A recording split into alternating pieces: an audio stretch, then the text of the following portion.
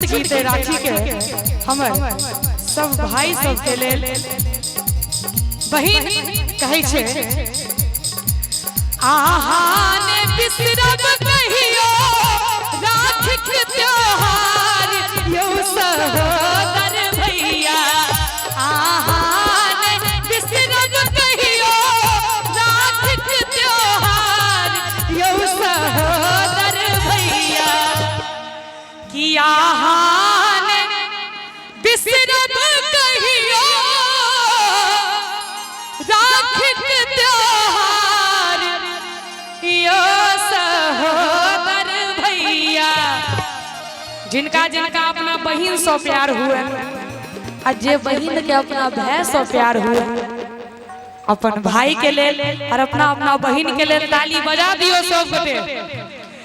दैते रहब अहिना अपन दुलार यौ सहोदर भैया दैते रहब अहिना अपन दुलार यौ सहोदर भैया।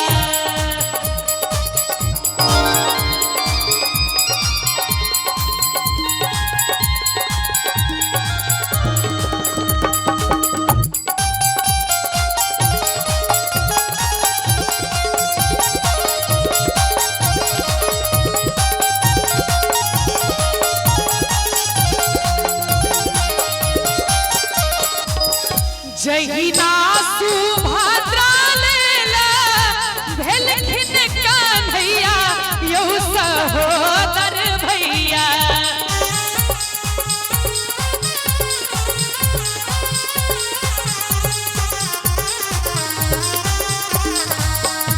जहिना सुभद्रा लेला भेलखिन कन्हैया यौ सहोदर भैया कि जहिना सुभद्रा लेला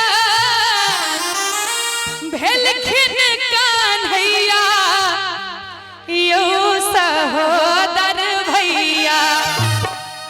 तहिना तहिना आहा पर अछि अधिकार यौ सहोदर भैया तहिना आहा पर अछि अधिकार यौ सहोदर भैया।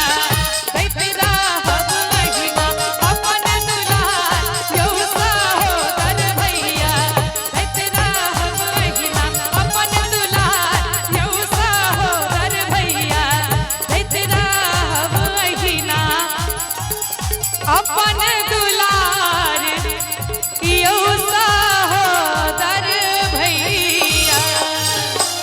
नीक लागल हुए तो एक बेर जोरदार ताली बजा दियो सब गोटे।